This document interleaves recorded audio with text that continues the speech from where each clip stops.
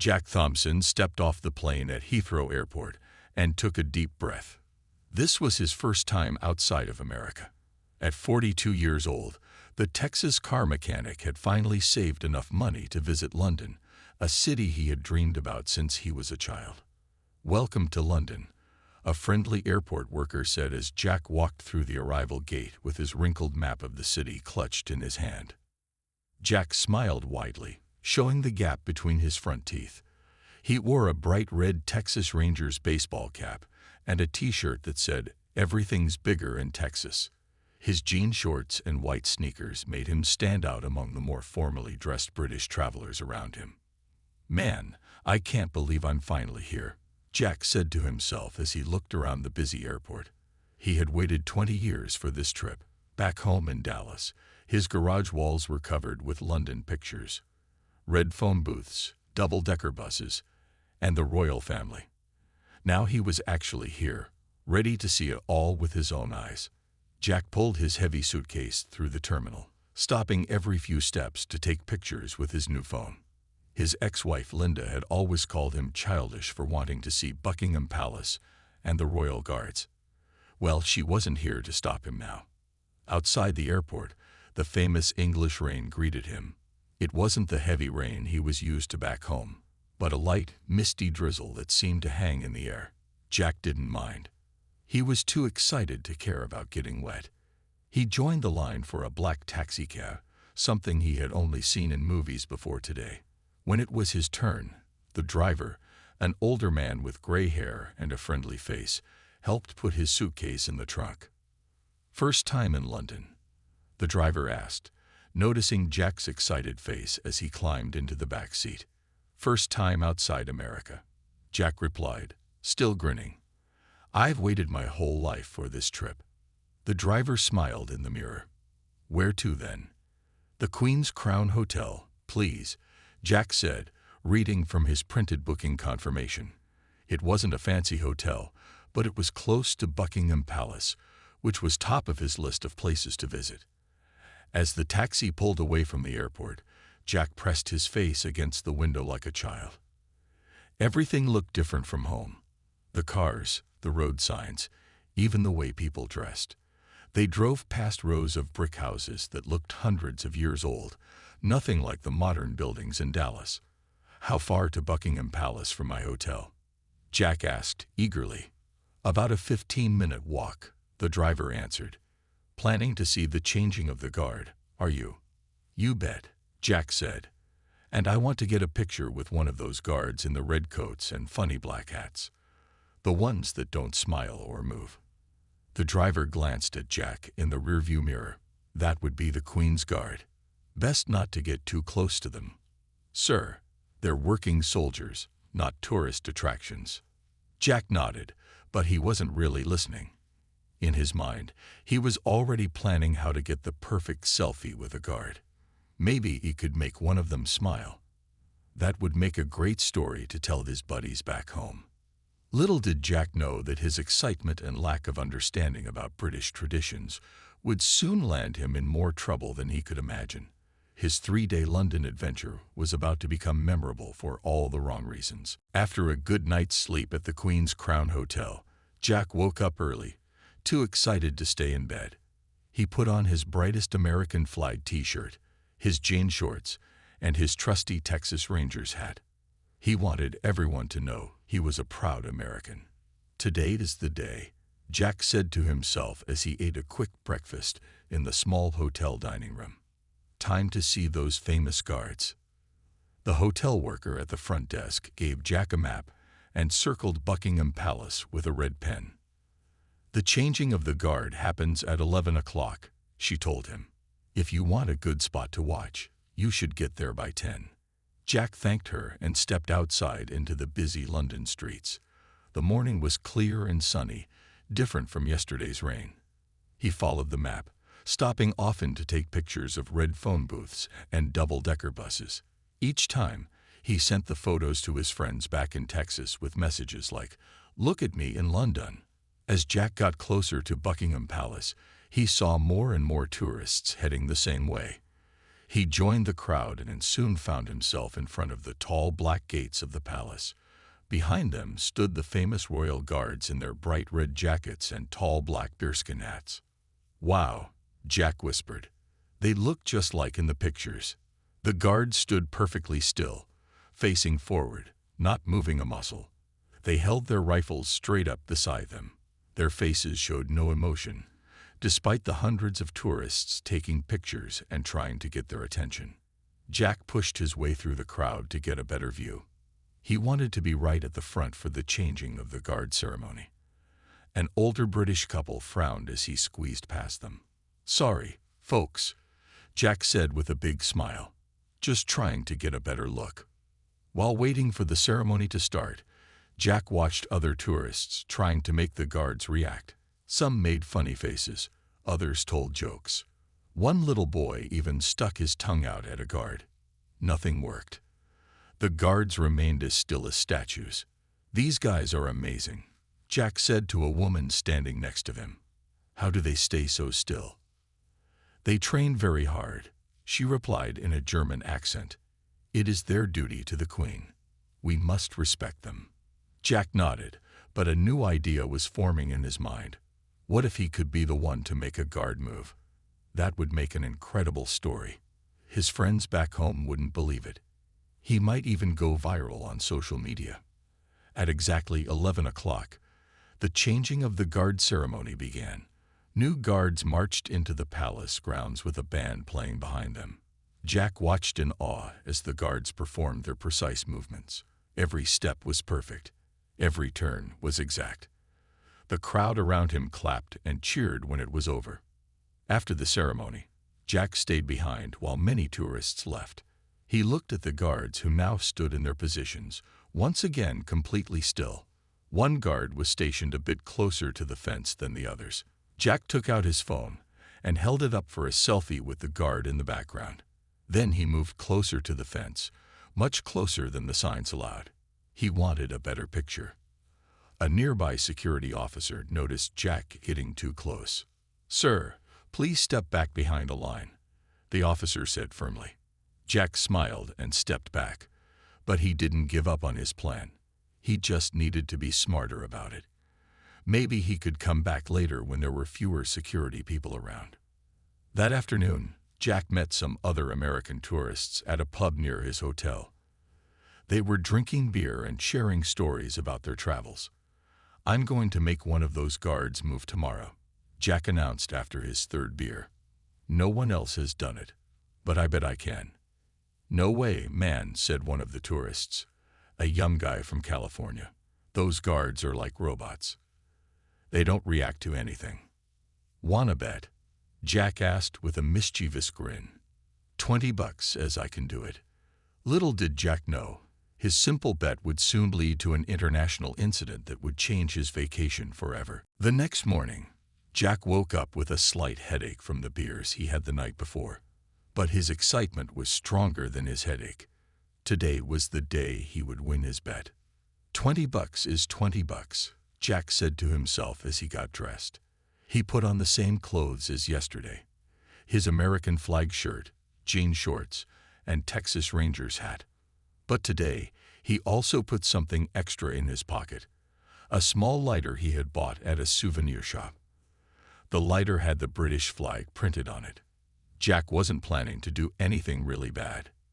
He just wanted to create a small distraction that might make a guard move or react. In his mind, it was just a harmless prank. After a quick breakfast, Jack headed back to Buckingham Palace. It was earlier than yesterday, and there weren't as many tourists yet. This was good for his plan. He wanted space to move around without too many people watching. As Jack approached the palace gates, he saw the guards standing at their posts. They looked exactly the same as yesterday, perfectly still, staring straight ahead, not blinking. "These guys are good," Jack thought as he walked around, trying to find the best spot for his plan. He noticed one guard standing a bit closer to the fence than the others. This would be his target. Jack pretended to be taking pictures like the other tourists, slowly moving closer to the fence near the guard. A police officer was walking around, making sure tourists stayed behind the line. Jack waited until the officer moved to the other side before getting closer to the fence. "Excuse me," Jack said to the guard in a friendly voice. "Can I ask you a question?" The guard didn't move or respond. His eyes remained fixed straight ahead. "I bet you get hot in that big fuzzy hat, don't you?" Jack continued, still trying to get a reaction. Nothing happened. Jack looked around. The police officer was still on the other side of the area. A few tourists were watching him curiously, probably wondering why he was talking to a guard who wouldn't answer. It was time for his plan. Jack took out his British flag lighter from his pocket. His heart was beating fast. He knew what he was about to do was probably not allowed, but the bet and the story he would tell back home pushed him forward. "I'm just going to make a tiny spark near your sleeve," Jack whispered to the guard. "Just enough to make you flinch. No harm done." Jack moved even closer to the fence, now breaking the rules by crossing over the visitor line. He flipped the lighter, and a small flame appeared. He stretched his arm through the fence, bringing the flame close to the edge of the guard's red sleeve. Just as the flame got close to the guard's uniform, Jack felt a strong hand grab his shoulder. "What do you think you're doing?" a stern voice demanded. Jack turned around, startled. The police officer he had been avoiding was right behind him, and he was not alone. 2 more security officers were quickly walking toward them. "It was just a joke," Jack said, quickly putting the lighter back in his pocket. "I wasn't really going to burn anything." But the officer wasn't smiling. "Hand me that lighter, sir," he said firmly. Jack's hands were shaking as he gave the lighter to the officer. People around them had stopped to watch what was happening. "Do you realize what you were about to do?" the officer asked. "That is not just a costume. It is an official uniform of Her Majesty's Armed Forces." Jack's face turned red with embarrassment. "I'm sorry," he said. "It was stupid. I had a bet with some guys at the pub that I could make the guard move." "I need to see your identification, sir," the officer said, ignoring Jack's explanation. "Attempting to damage Crown property is a serious offense." As Jack fumbled for his passport in his pocket, he realized his fun London vacation had just taken a very bad turn. The tourists around him were taking pictures and videos of him being questioned by the police. Some were pointing and whispering. "Am I in trouble?" Jack asked, his voice now small and worried. The officer looked at him sternly. "Sir, you have no idea how much trouble you're in." Jack stood by the fence, his face red with shame as the police officer looked through his passport. A small crowd of tourists had gathered around to watch. Some were taking pictures with their phones. "Please follow me, Mr. Thompson," the officer said after examining Jack's passport. His voice was calm but firm. 2 more officers had arrived and now stood on either side of Jack. "Am I being arrested?" Jack asked, his voice shaking. "You are being detained for attempting to damage Crown property and for harassing a member of the Queen's Guard," the officer explained. "We need to take you to the station for questioning." Jack's heart sank. This was not how his London trip was supposed to go.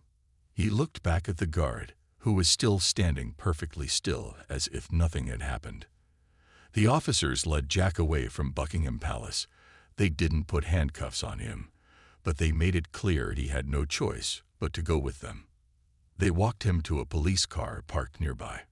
"I really am sorry," Jack said as they opened the car door for him. "I didn't think it was such a big deal."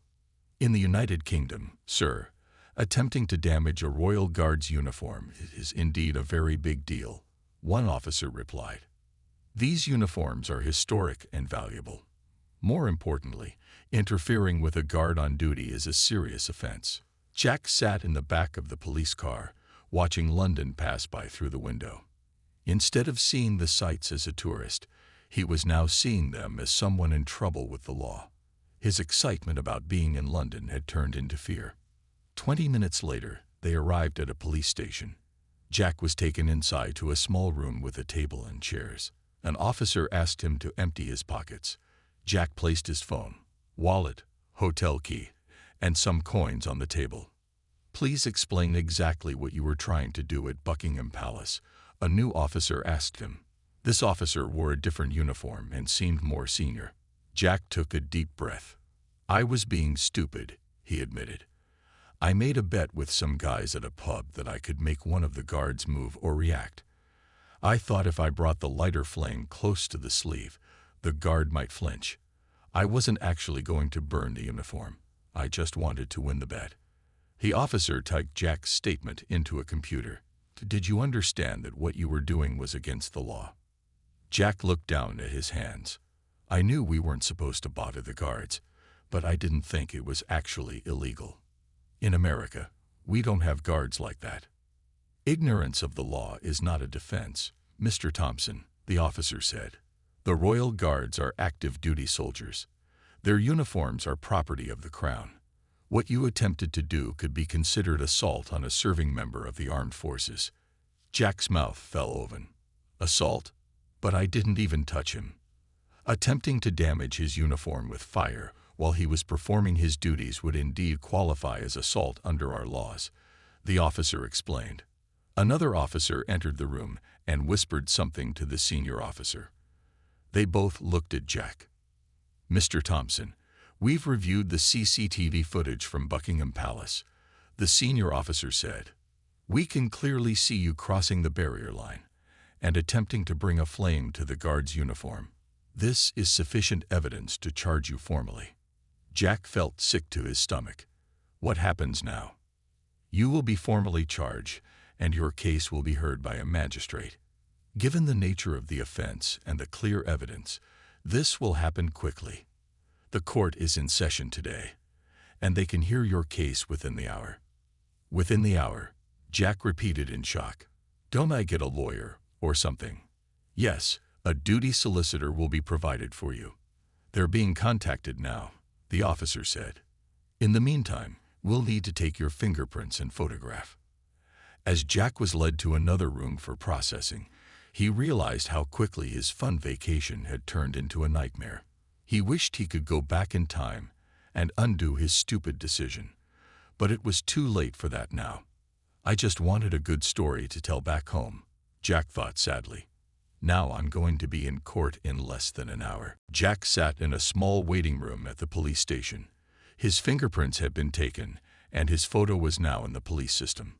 He felt like a real criminal, not just a tourist who made a stupid mistake. A woman in a dark suit entered the room. She had short gray hair and carried a folder of papers. "Mr. Thompson, I'm Ms. Bennett, the duty solicitor assigned to your case," she said, sitting across from Jack. "We don't have much time before your court appearance, so let's get straight to the facts." Jack nodded, feeling a little better now that he had a lawyer. "They're charging you with attempted damage to Crown property and harassment of a serving member of the armed forces," Ms. Bennett explained. "The evidence against you is very strong. They have CCTV footage, officer statements, and photos taken by tourists." "What should I do?" Jack asked, his voice small. "Given the evidence, I recommend you plead guilty and show complete remorse," she said. "The magistrate might be more lenient if you admit what you did was wrong." Jack ran his hands through his hair. "Will I go to jail?" Ms. Bennett looked at him seriously. "It's possible, but not certain. This offense can carry a jail sentence of up to 6 months. However, as a first-time offender and a foreign visitor, you might instead receive a heavy fine and deportation." "Deportation?" Jack repeated in shock. "You mean they'll send me back to America?" "That is a likely outcome, yes," she replied. "The court takes offenses against royal property and personnel very seriously." Before Jack could ask more questions, a police officer opened the door. "It's time, Mr. Thompson. The magistrate is ready to see you now." Jack followed Ms. Bennett and the officer down a long hallway. His legs felt weak, and his mouth was dry. They entered a small courtroom with wooden benches and a raised desk at the front where the magistrate would sit. A few people were already seated in the room. Jack was surprised to see one of the police officers from Buckingham Palace, and even more surprised to spot a man in a military uniform. He wondered if this was someone from the Queen's Guard coming to testify against him. "All rise," called a court officer as an older man in black robes entered and took his seat at the front desk. "Case number 347, Jack Thompson," announced the court clerk. "Charges: attempted damage to Crown property and harassment of a serving member of the armed forces." The magistrate looked at Jack over the top of his glasses. He was a serious-looking man with white hair and a stern face. "Mr. Thompson, how do you plead to these charges?" he asked. Jack glanced at Ms. Bennett, who gave him a small nod. "Guilty, Your Honor," Jack said, his voice barely audible in the quiet room. The prosecutor, a young woman in a black robe, stood up and presented the case against Jack. She showed the CCTV footage on a small screen. Jack cringed as he watched himself crossing the barrier and reaching toward the guard with the lighter. It looked even worse than he remembered. The prosecutor also read statements from the officers who had arrested Jack and showed photographs taken by tourists. One photo clearly showed Jack with the lighter in his hand, reaching toward the guard's uniform. When the prosecutor finished, Ms. Bennett stood up to speak for Jack. "Your Honor, my client deeply regrets his actions," she began. "Mr. Thompson is a tourist who did not fully understand the seriousness of what he was doing. He made a foolish bet while drinking at a pub and acted without thinking of the consequences." Ms. Bennett explained that Jack had no criminal record in the United States and had cooperated fully with police. She asked the court to consider a fine rather than jail time. "Mr. Thompson," the magistrate said, turning his attention to Jack, "do you have anything to say before I decide your sentence?" Jack stood up, his legs shaking. This was his chance to speak for himself. Everything depended on what he said next. Jack stood in the courtroom, all eyes on him. His mouth felt dry. His Texas Ranger's hat was clutched tightly in his hands. "Your Honor," Jack began, his voice shaking, "I know what I did was really stupid. Back home in Texas, we don't have guards like yours. I thought it was all just for show, like actors at Disney World." The magistrate's face didn't change. Jack continued, "That doesn't excuse what I did. I understand now that these are real soldiers doing an important job. I never meant any disrespect to your country or your traditions." Jack's voice cracked a little. "I'm very sorry. I ruined my own vacation. But worse, I insulted something that means a lot to the British people." Jack looked down at his feet, then back up at the magistrate. "I accept whatever punishment you think is fair." The magistrate nodded slightly and made some notes. Then he looked up at Jack. "Mr. Thompson, ignorance is not an excuse under the law, but your remorse appears genuine. I will now consider your sentence." The courtroom was silent as the magistrate looked through some papers. Jack's heart was beating so fast, he thought everyone could hear it. After what seemed like forever, the magistrate spoke again. "Jack Thompson, for the offenses of attempted damage to Crown property and harassment of a serving member of the armed forces, I sentence you to a fine of £3,000. Jack did a quick calculation in his head. That was almost $4,000. But the magistrate wasn't finished. "Additionally, you will be deported from the United Kingdom within 24 hours. You are banned from returning to the UK for a period of 3 years. Jack felt a mix of relief and shock. No jail time, but he was being kicked out of the country with a huge fine to pay. "Your passport will be returned to you at the airport tomorrow. You are required to report to the police station at 9 a.m., where officers will escort you to the airport for your flight home." The magistrate struck his gavel on the desk. "Court is adjourned." Ms. Bennett turned to Jack. "That's a relatively good outcome, Mr. Thompson. The fine is substantial but not the maximum. And the ban is only for 3 years, not the possible 10 they could have given you." "How am I supposed to pay the fine?" Jack asked, still in shock. "I don't have that kind of money with me." "You'll need to pay before leaving the country," Ms. Bennett explained. "If you don't have enough, you'll need to contact family or friends back home to transfer the money. The alternative would be to serve jail time until the fine is paid." Jack nodded slowly. He would have to call his brother for help. It was humiliating, but better than going to jail. A police officer approached them. "Mr. Thompson, you're free to return to your hotel to collect your belongings. However, you must surrender your passport until tomorrow morning and remain at your hotel tonight." Jack nodded again. "I understand." Outside the courthouse, the bright London afternoon seemed to mock Jack's dark mood. His dream vacation had turned into a nightmare in just a few hours. He walked slowly back to his hotel, passing all the famous sights he had been so excited to see. Now he wouldn't get to visit the Tower of London or ride the London Eye. He wouldn't see Big Ben up close or ride a double-decker bus. In his hotel room, Jack sat on the bed and took out his phone. He had several missed calls from the American guys he had met at the pub, probably wondering if he had won their bet. "Some bet," Jack muttered to himself. "Cost me $4,000 and got me kicked out of the country." With a heavy heart, he dialed his brother's number. This would be the most embarrassing call he had ever made. Jack sat on the edge of his hotel bed, holding his phone tightly. His brother Tom's voice came through the speaker. "You did what?" Tom asked for the third time. "You tried to set fire to one of those guards' uniforms." "I wasn't really going to burn it," Jack said. "I just wanted to see if he would move." There was a long silence on the other end of the line. "And now you need $4,000, Tom said finally, "or you go to jail." £3,000, Jack corrected. "But yeah, that's about $4,000. I'm really sorry, Tom. I know it's a lot to ask." Jack heard his brother sigh. Tom had always been the responsible one in the family.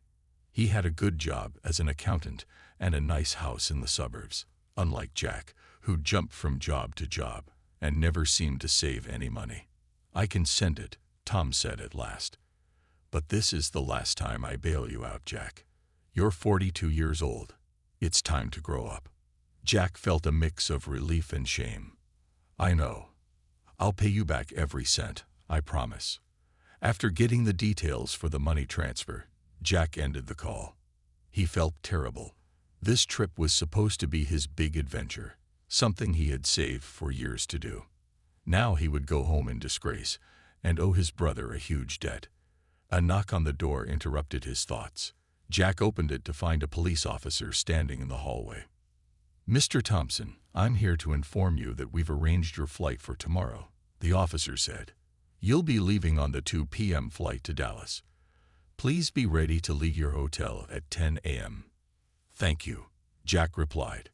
The officer handed him some papers with the flight details and left. Jack closed the door and looked around his small hotel room. He had unpacked his clothes just 2 days ago, excited about his week-long London adventure.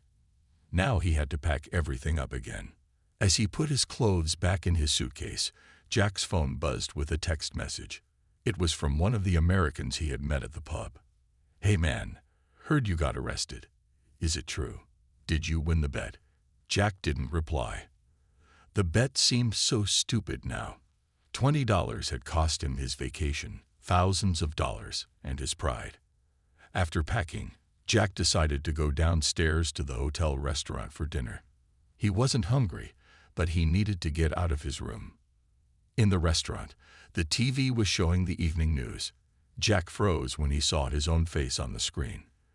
The news reporter was talking about an American tourist who had been arrested at Buckingham Palace for attempting to damage a royal guard's uniform. The other diners in the restaurant looked up at the TV, then at Jack. A few whispered to each other. Jack's face turned red with embarrassment. He quickly paid for his untouched meal and went back to his room. That night, Jack couldn't sleep. He kept thinking about how differently his trip could have gone if he hadn't made that stupid bet. He thought about all the things he wouldn't get to see in London now. In the early morning hours, Jack got out of bed and looked out his hotel window at the quiet London street below. The city looked peaceful in the dim light. Double-decker buses were already starting their routes. A few people walked by, heading to early morning jobs. "I'm sorry, London," Jack whispered to the city outside. "I messed up my chance to know you better." As the sun began to rise, Jack made a decision. This humiliating experience would change him. When he got back to Texas, He would start being more responsible. He would pay his brother back as quickly as possible. And maybe, after the 3-year ban was over, he would save up again and come back to London. This time with more respect for the country and its traditions. At 9 a.m. sharp, Jack went down to the hotel lobby with his packed suitcase. 2 police officers were waiting for him. One was Officer Parker, who had arrested him at Buckingham Palace. "Good morning, Mr. Thompson," Officer Parker said. "First, we need to go to the police station to process your fine payment and complete some paperwork. Then we'll take you to the airport." Jack nodded. His brother Tom had sent the money overnight, and the hotel had printed the transfer confirmation for him. The ride to the police station was quiet. Jack looked out the window, trying to memorize the sights of London that he was seeing for the last time. The famous red buses, the old buildings, the busy streets, all things he had been so excited to see just a few days ago. At the station, Jack handed over the money transfer confirmation. An officer counted out £3,000 in British currency and had Jack sign a receipt. "Your fine has been paid in full," the officer said, stamping a form. "Now I need you to sign these deportation papers." Jack signed where the officer pointed. Each signature felt like another reminder of his mistake. While Jack was finishing the paperwork, Officer Parker approached him with a cup of tea. "Thought you might want this," he said, placing the cup on the desk. "It's proper English tea." Jack was surprised by the kind gesture. "Thank you," he said. Officer Parker sat down across from Jack. "I've been an officer for 20 years, he said. "I've seen all sorts of tourists do silly things. Most don't mean any harm." Jack looked up from his tea. "I really didn't mean any disrespect," he said. "I just didn't understand how important those guards and their uniforms are to your country." Officer Parker nodded. "The Queen's Guard represents hundreds of years of tradition. Those soldiers are on active duty, protecting the royal family. The uniform isn't just for show. It's a symbol of our national heritage." For the first time, Jack truly understood what he had done wrong. It wasn't just about breaking a rule. It was about disrespecting something that mattered deeply to an entire country.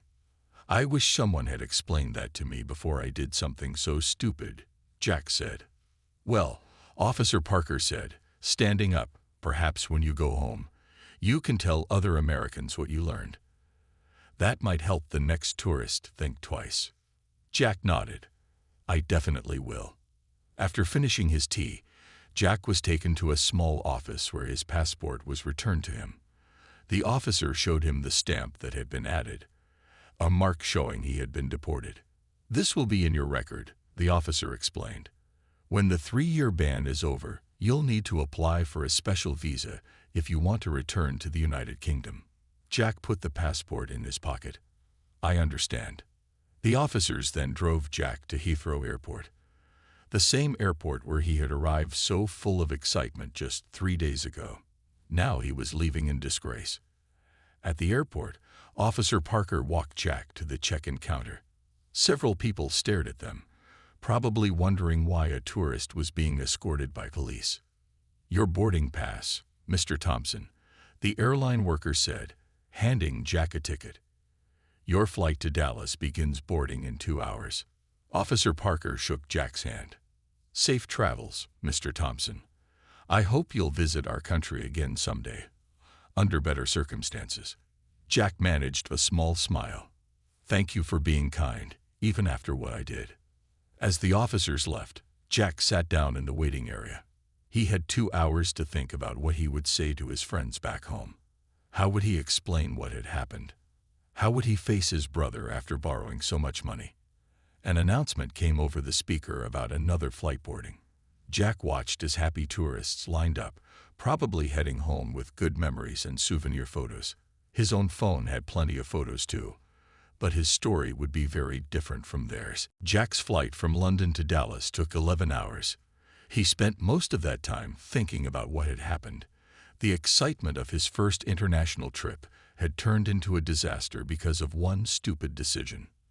When the plane finally landed in Dallas, Jack felt both relief and shame. He was glad to be home, But he dreaded facing everyone after what had happened. As he walked through the airport, Jack turned on his phone. It immediately buzzed with messages. News of his arrest had spread quickly. Local news stations in Dallas had picked up the story from British media. "Texas man arrested at Buckingham Palace" was how one headline put it. Jack's brother Tom was waiting for him at the arrival gate. Jack had told him not to come, but Tom had insisted. "You look terrible," Tom said, giving Jack a quick hug. "Feel even worse," Jack replied. "Thanks for coming. And thanks again for the money. I promise I'll pay you back." "I know you will," Tom said, taking Jack's suitcase. "Let's get you home." In Tom's car, Jack was quiet at first. Then he suddenly spoke. "I really messed up, Tom. I acted like a complete fool." Tom nodded. "Yeah, you did. It's all over the news here. Some of the guys at your work saw it too." Jack groaned. "Great. So everyone knows." "Pretty much," Tom said. "But maybe that's not all bad. You're famous now, just not in the way you wanted to be." Jack couldn't help but laugh a little. It was either laugh or cry at this point. When they reached Jack's small apartment, Tom helped him with his suitcase. "Get some rest," Tom said. "Call me tomorrow." And Jack, "Learn from this, okay?" Jack nodded. "I will." Alone in his apartment, Jack unpacked his suitcase. He took out the souvenir Union Jack lighter that had gotten him into so much trouble. The police had returned it along with his other belongings. Jack looked at it for a long moment, then threw it in the trash. The next day, Jack called his boss to explain why he was coming back early from vacation. His boss had already seen the news. "Well, Thompson, you've really outdone yourself this time," his boss said. "I've got customers asking if the famous guard burner will be fixing their cars." Jack winced. "I'm really sorry, boss. Just get back to work tomorrow," his boss said. "This will blow over eventually." But the story didn't blow over quickly. For weeks, people in Jack's hometown recognized him from the news. Some laughed about it. Others gave him disapproving looks. A few asked for selfies with him, which Jack always refused. 6 months later, Jack had paid back half of what he owed his brother. He took on extra shifts at the garage and sold his TV and some other things he didn't need. He was determined to pay the full amount. One evening, Jack was invited to speak to a high school class about his experience. The teacher thought it would be a good lesson for students who were planning a school trip to Europe. Standing in front of 30 teenagers, Jack told his story honestly. He explained how his ignorance and disrespect had ruined his trip and cost him thousands of dollars. "When you visit another country," Jack told the students, "you're a guest in their home. Their traditions and symbols might seem strange to you, but they matter to the people who live there. Show respect, even if you don't understand." After the talk, the teacher thanked Jack. "That was really helpful," she said. "I think they learned more from your story than from any textbook." Jack smiled. For the first time since his trip, he felt good about something related to the incident. His mistake was now helping others. That night, Jack looked at a calendar and counted the months. 2.5 more years until his UK ban would be lifted. He had already started saving for a return trip. Next time, things would be different. Jack opened his laptop and began researching British customs and traditions. There was so much to learn. This time, he would do it right. The end.